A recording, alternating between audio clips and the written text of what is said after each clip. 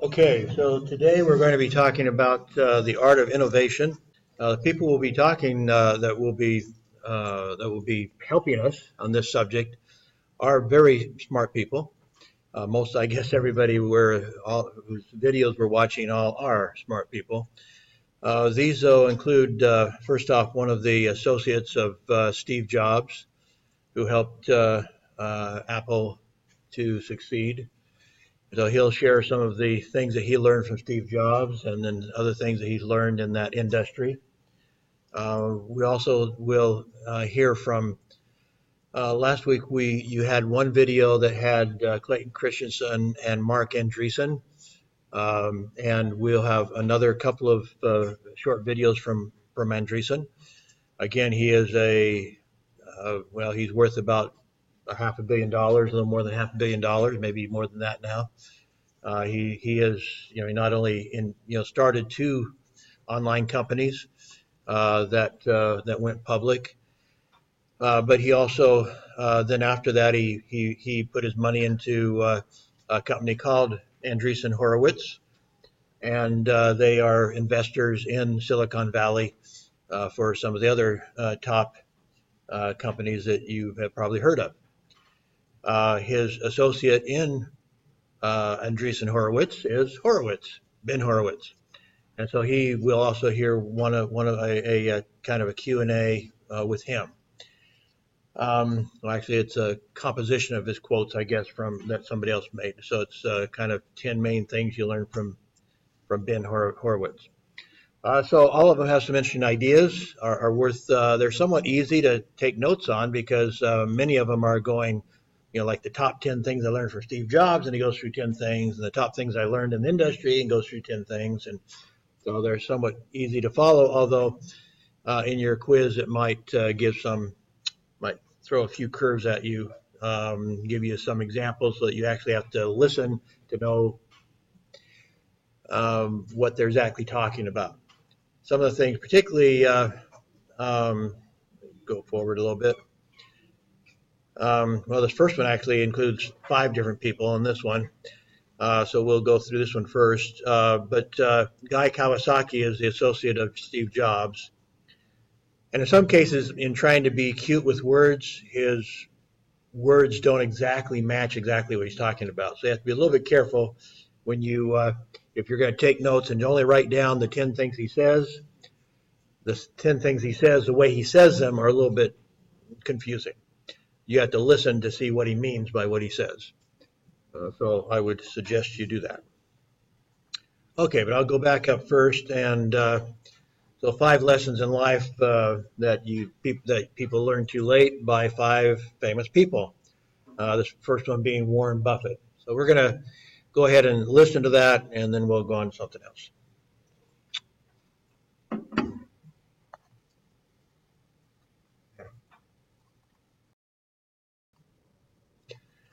So I mentioned already, this is a little bit longer. This is, again, Guy Kawasaki, the associate of Steve Jobs.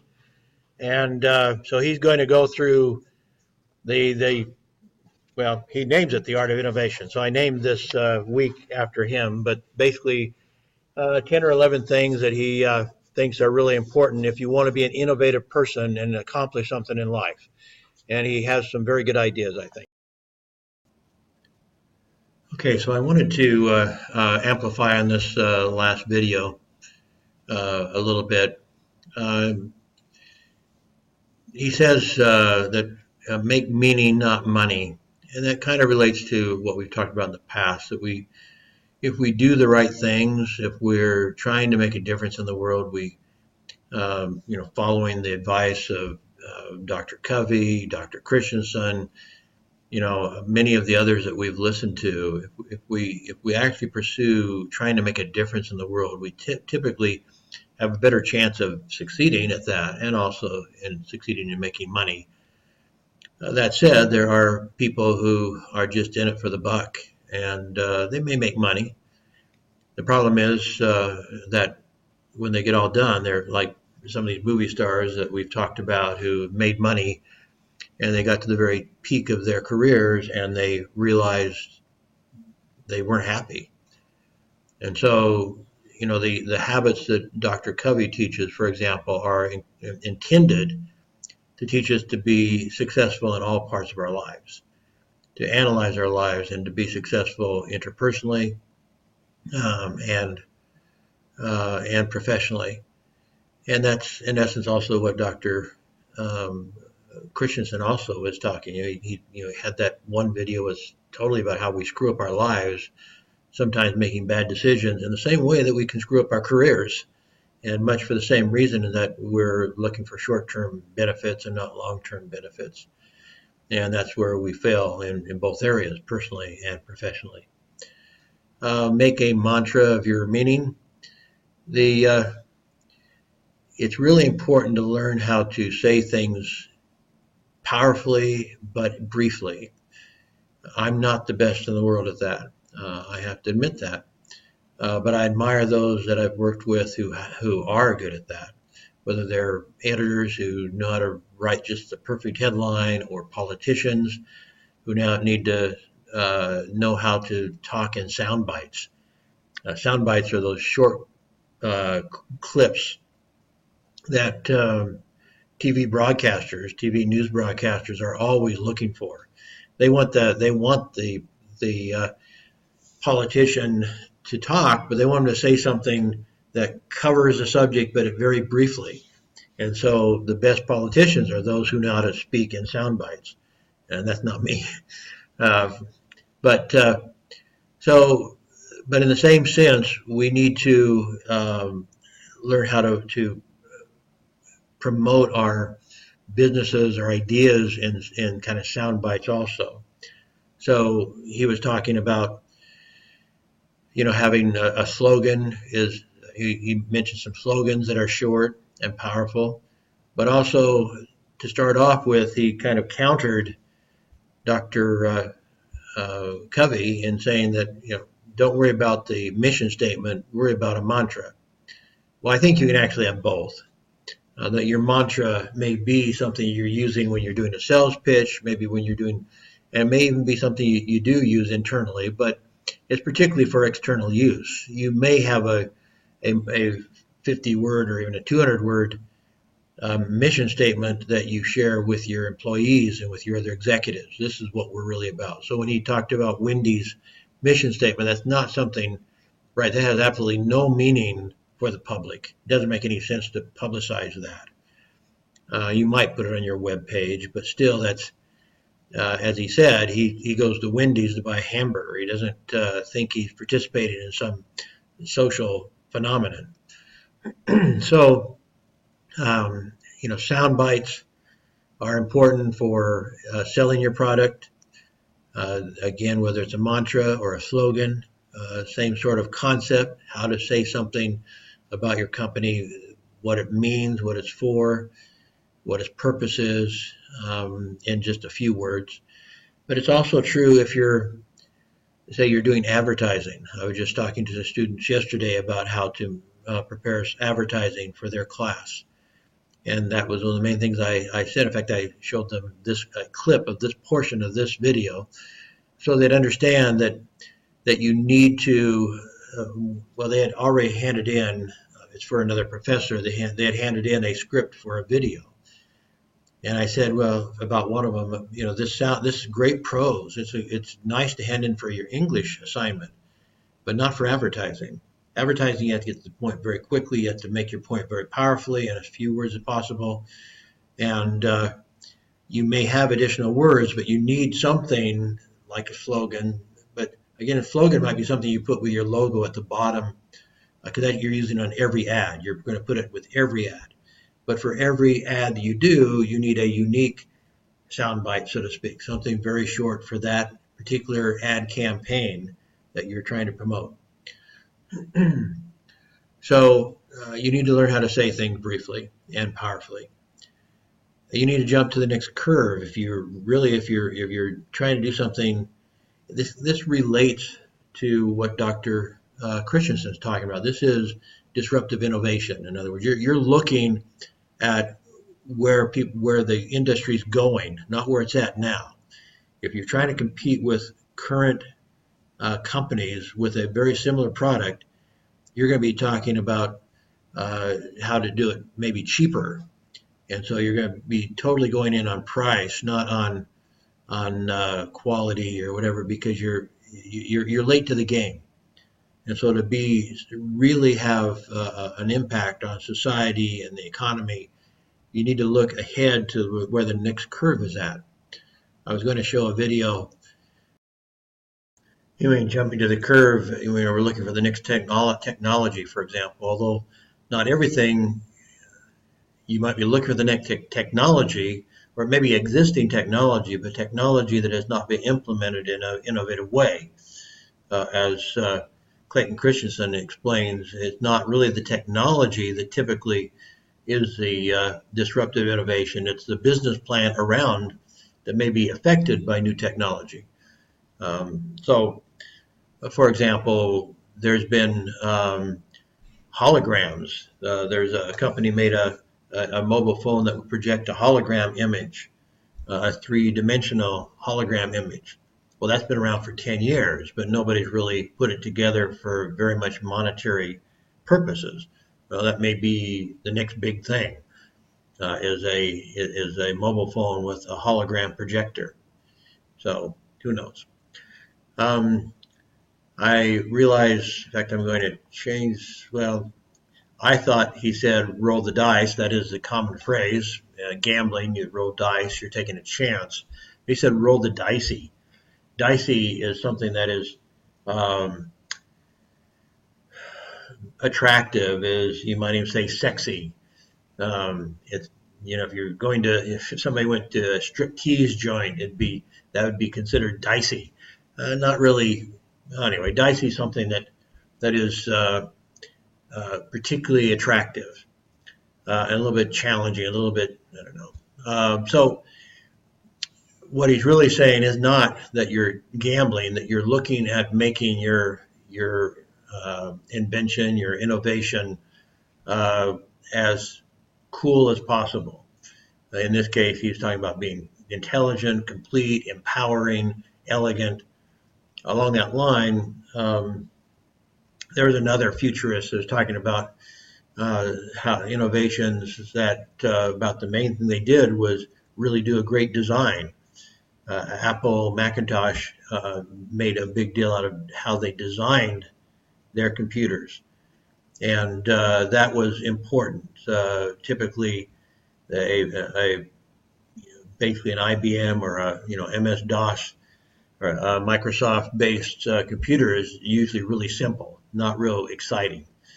But this Seth Godin, who I was thinking about, he pointed out that design is really very inexpensive. If you're selling lots of products, if you're like to sell one, it's going to be very expensive. But if you're selling 1 million products, then the actual cost of designing something that's exciting is not very much. And so the design, the power, that's of course all stuff that Apple has tried to do. Have more power, be more multi-dimensional, be more elegant.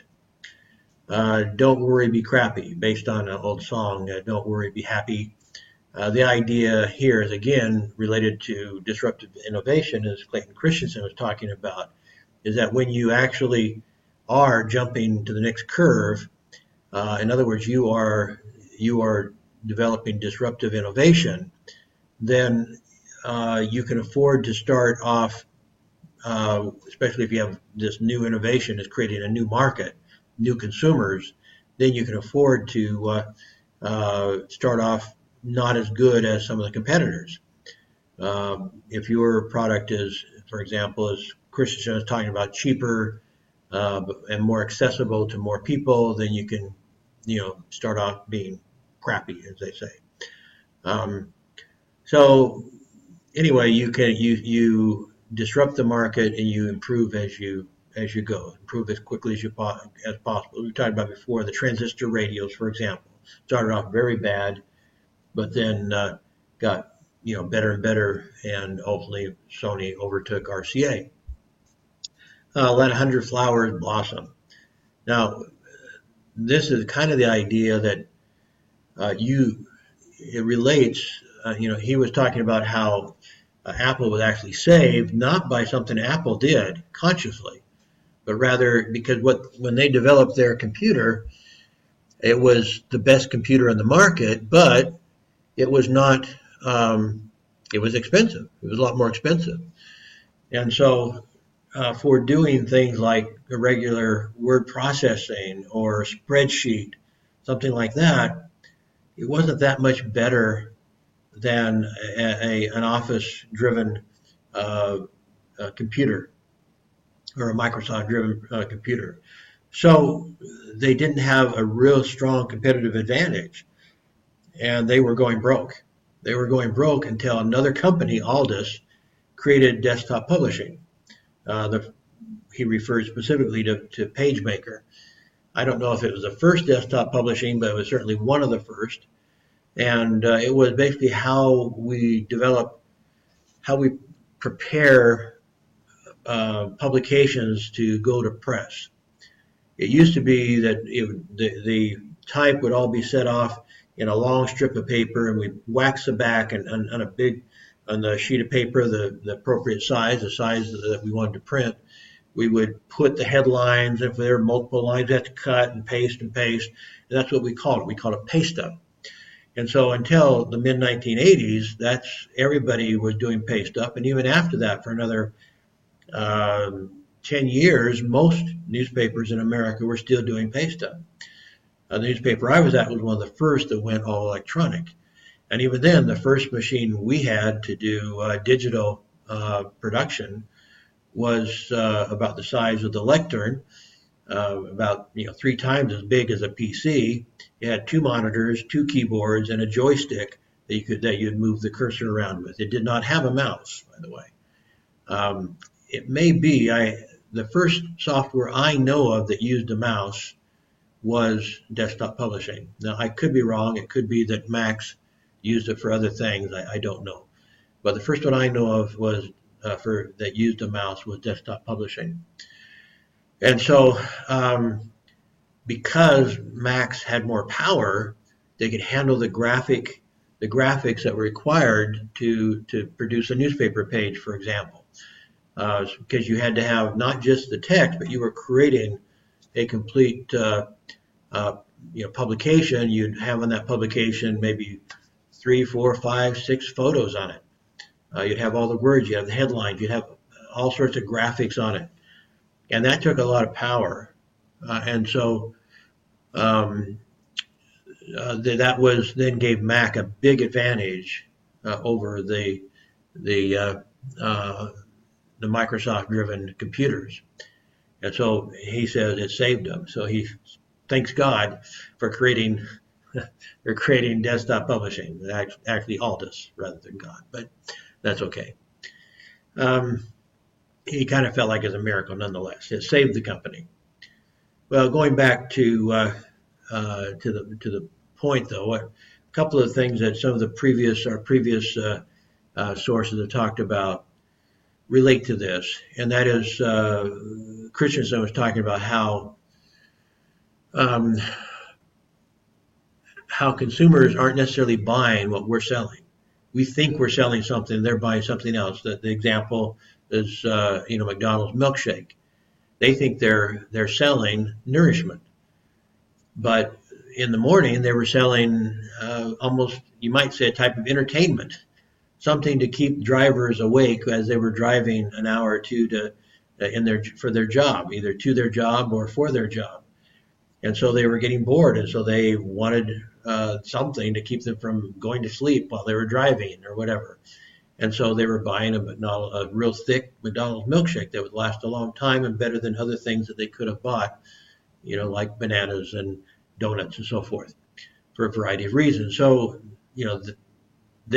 McDonald's could not figure out how to increase the milkshake sales until Christensen, found out for them that they weren't selling nourishment.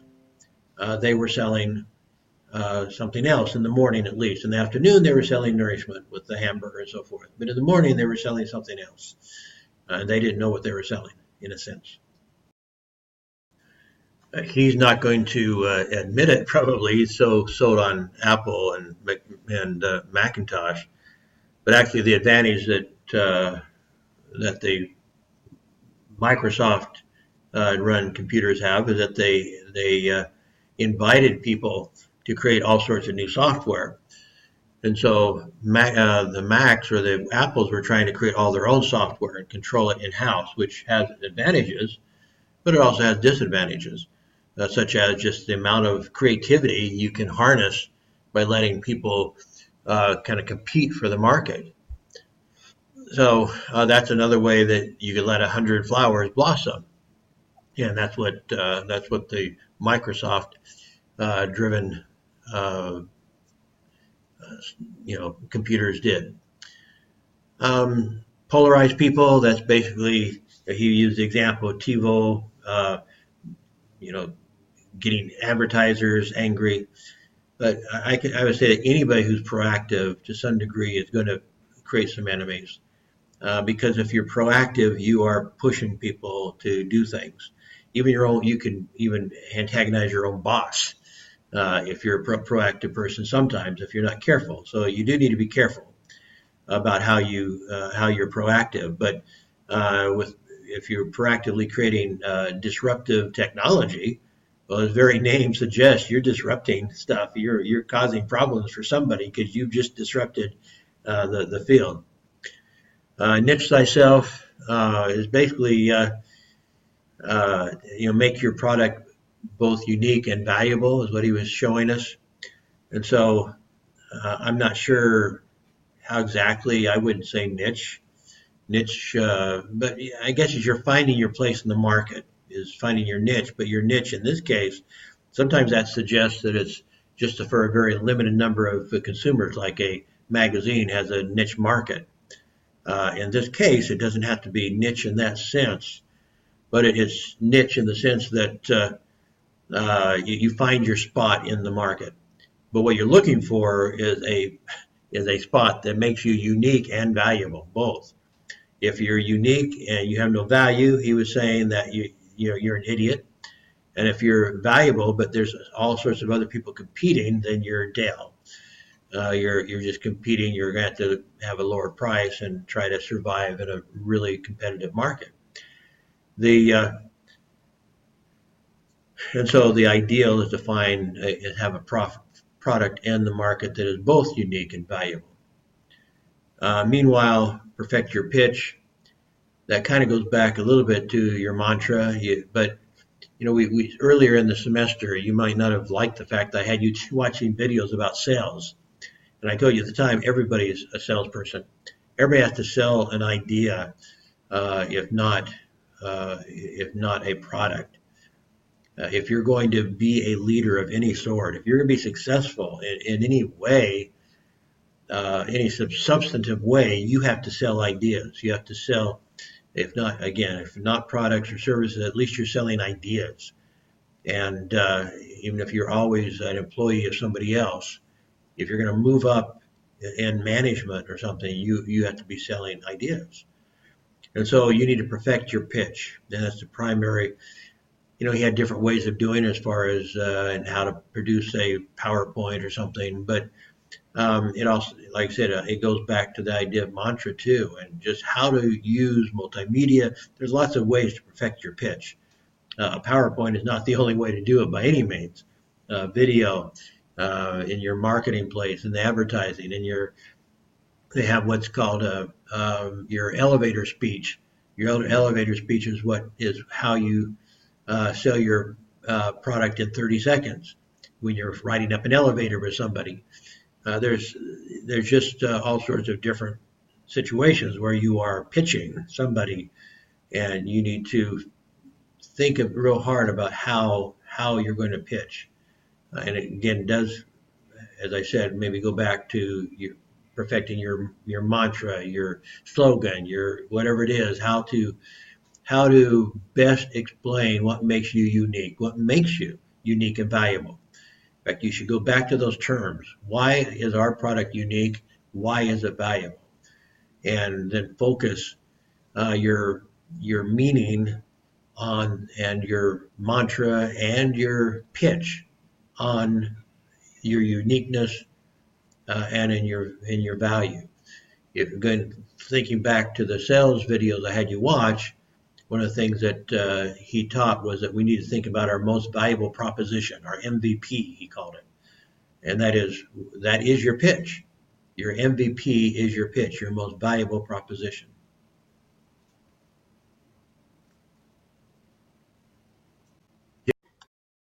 So here it is, but just to emphasize a couple of points here then. So um, I gave you some specific dates. So week 14, your deadline for that will be next week is week 14. So you have a deadline of August 27th for your quiz and for your journal. Again, you'll be uploading that to turn it in. Week 15, we'll have no videos for homework. We'll watch some videos and talk in class. But so you'll be able to jump on your quiz and your journal immediately after class. You don't have any other homework other than to do those, your journal and your quiz.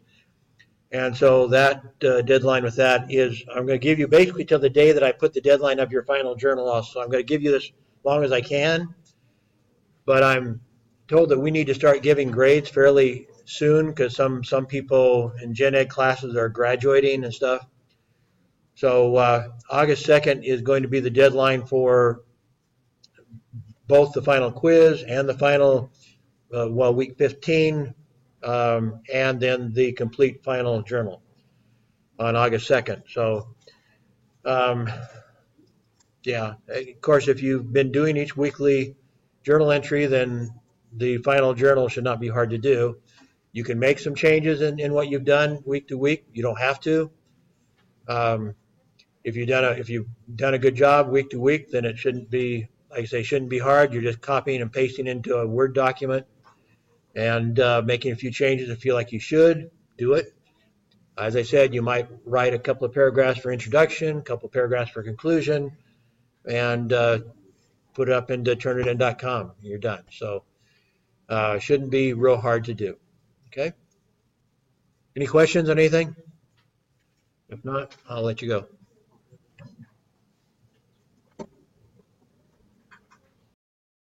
Morning, Professor King and all my classmates.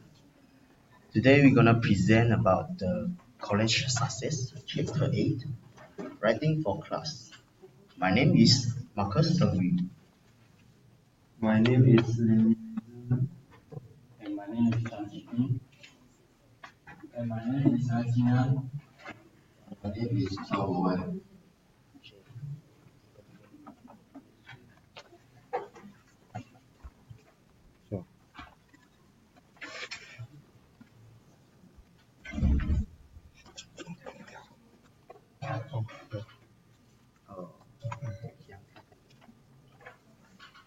This is our directory of the presentation. Is here have 5 parts of it. The first is introduction, and next is 8.1. What's different about college writing? 8.2. How can I become a better writer? 8.3. Other kinds of writing in college class. And the last is 8.4 is the chapter activities. Before we entering 8.1, topic 8.1, I think we should know about more the importance of writing. First of all, writing is one of the key skills that all successful students must acquire. But however important of these details don't mean much if we can explain them in writing. Moreover, learning history is learning to write about history. Great historians use their writing skill to share their facts and ideas effectively with others. Writing is that we can describe that word and state our finding well in writing. It helps the quality works will show. In addition, writing is how ideas are exchanged from scholars to students and from students back to scholars. By the way, the most important form writing is the most important form of instruction and assessment. It can divide by different form oral communication in server. In written work, everything must be clear within the written itself. With this writing,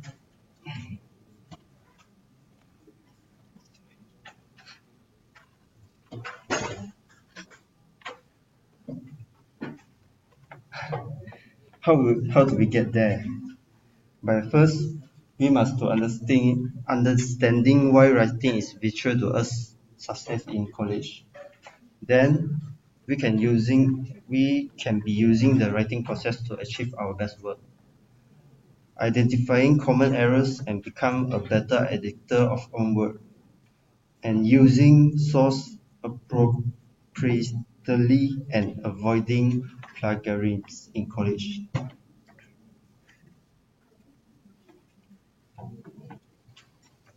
Now I will talk about what different about college writing. The writing in college is called academic writing. Academic writing is referred to writing produced in college environment and respond to the other writing, especially the ideas, controversies that you will read about.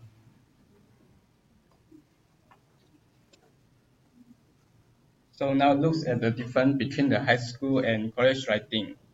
In high school, there are only a few teachers will give feedback on student writing, or they may not assign writing. This is because the student often have highly backgrounds and skill level, so the teachers only focus on specific or limited goals. For example, the teacher teach 5 paragraph essay as the right way to write an essay. They also using tests to measure how of the information the student get. Therefore, the student believe the essay writing must be 5 paragraphs and is usually literary analysis. In college, the students also have highly background, but their skills are less valuable than a high school student. The college instructors are specialists in the field they teach. They can design their lesson by different ways and teach some special subject. In addition, they are more likely to assign writing and give feedback on the student writing and ask difficult questions to the student.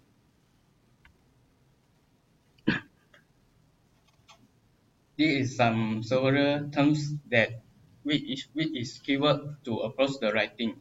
First is summarize. Summarize is to restate the points by using your own point. And second, define is describe an idea or a phenomenon in your writing. Third, classify.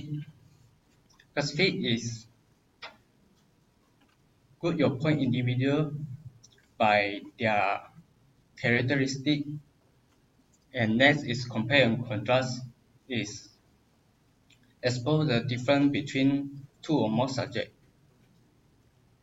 Then analyze is break an idea into individual parts and explain how these parts work together.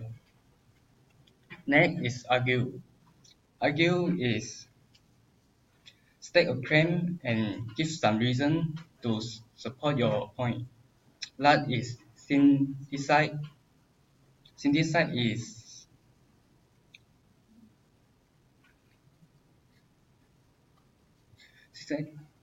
synthesize is collect the ideas from two or more resources and pull them together. There are, There are three common question words that usually implied by the question given in the assignment, which is what, why, and how.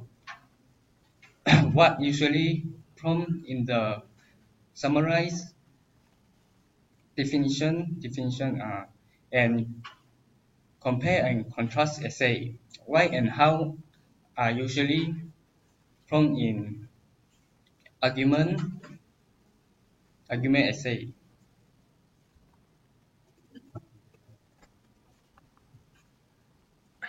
A successful academic writing starts with recognizing what the instruction is requesting or requiring you to do, and some information about the assignment was only discussed in the class, so you need to listen carefully for the keywords. And if you feel no direction to start your writing, please seek clarification by asking people for help to get the answer.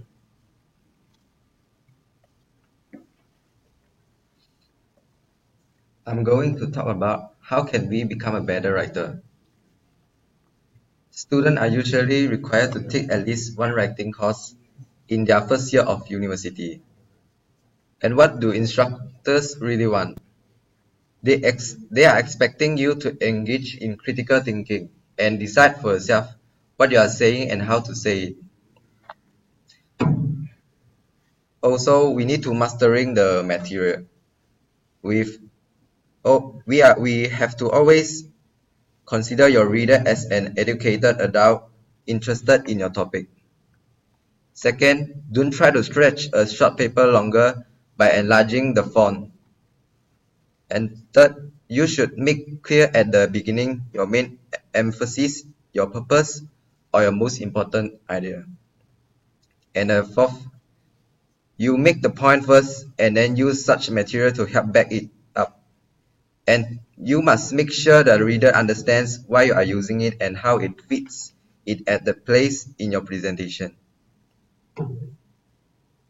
And about the writing process. Process concerns how you work to actually write a paper and turn into product on the due date. Professionals and students alike often say they only realize what they want to say after they start to write. And we discuss how can we make the process work for me. You should just write away, not worrying at first about how those ideas fit together. Take note of anything that stand out as particularly important to you. And the second is the what question will lead to description or summaries, and why and how question will lead you to analyze and explanation.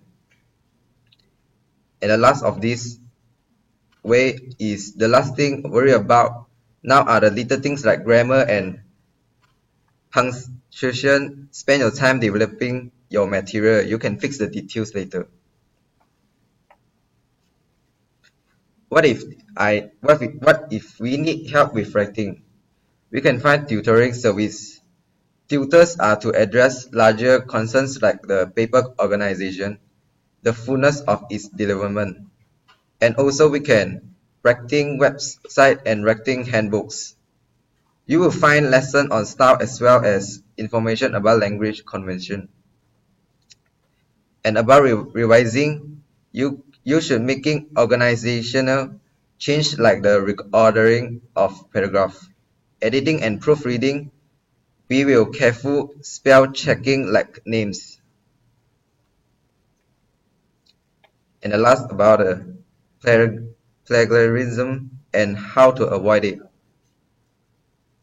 About words, you can't just change some words and call the materials. You must tell your reader where those words come from. Second is common knowledge. It means knowledge that everyone can easily access. If you see an uncited ideas in multiple sources, then you can feel secure that idea is common knowledge. And now I'm going to talk about the other kinds of writing in college classes. Everything about college writing so far in this chapter applies in most college writing assignments. These include writing in class essay, group writing essay, and writing in an online course. The writing in class essay. The first guideline is to prepare for writing in class by making writing a regular part of your study routine. Writing is the best way to build better writing, as well as a great way to study and think about the course material. Don't don't wait until the exam period to start writing about things you have been studying throughout the terms. The next one is read the exam prompt or assignment very carefully before you begin to respond. Note keyword in the exam prompt. For example, if the exam assignment asks for an argument, be sure to structure your essay as an argument. Also look for essay the instructor has limited the scope of your response. And the third one is save a few minutes at the end of the section for quickly review of what you have written and for making small changes you not as necessary. For the group writing project, the first guideline is get off to an early start and meet regularly through the process. Then sort out your roles as soon as you can. You might divide the work in sections and then meet to pull those sections together. But you might also think more in terms of the specific strengths and interests each of you bring to the project. For example, if one of the group members is an experienced researcher, that person might gather and annotate materials for the assignment. The third one is be a good citizen. This is the most important of all. If you are assigned a group project, you should want to be an active part of the group works. Never try to rely on the skills of others or let others do more than their fair share. And the fourth is complete a draft early so that you can collectively review, revise, and finally edit together. The third one is writing in online course. Online instruction is becoming more and more commonly. In most of online courses, almost everything depends on writing communication. Discussion is generally written rather than spoken. To succeed in online writing, apply the same writing process as fully as thoughtfully as with an essay or paper for any course.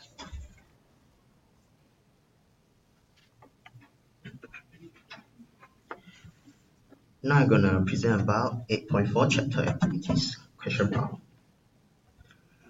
I prepared 6 easy questions for you guys. It's very easy. Let's start now. So the first one, what is academic writing? There are 4 answers. A, B, C, D. Which one you guys think is the correct answer?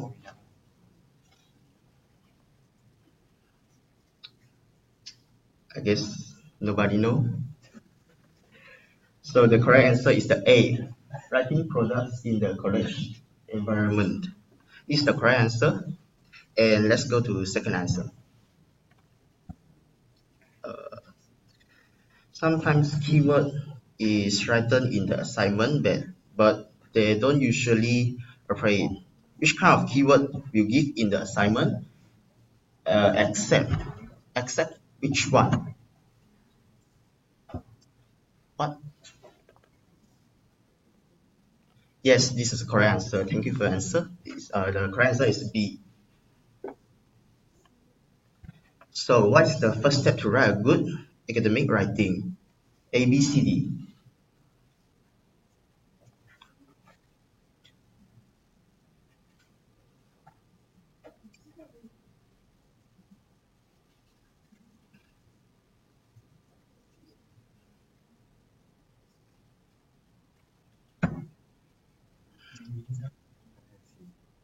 Oh, C. Okay, thank you very much.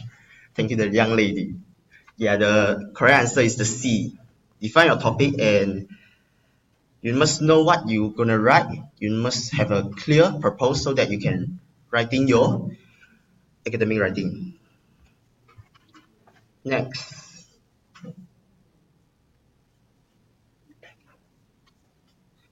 uh, plagiarism is a serious crime because it rewrite the things that original author want to explain. So, which followings can avoid the happen of this kind of happens? A, B, C, D. Which answer?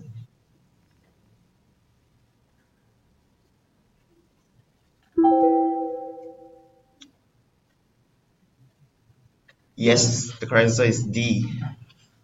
Thank you one more time. So next, what is the benefit of the group writing project? This is very easy one, and the answer can be more than one. Yes, E is the correct answer. One more?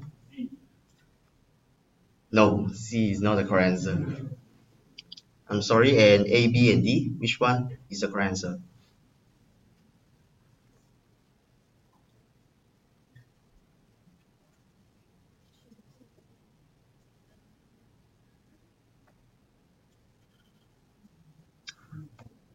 Okay, the correct answer is D. You can learn more about your own self by learning to others. And the last question, which is the way to enhance writing skill except which one? Here you have the three correct answer and the one wrong correct answer.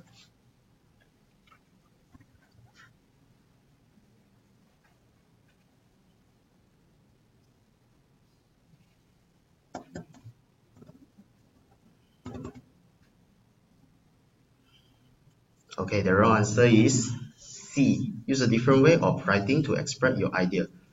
Because you need to use your original success way so that you can more easy to get success in your future.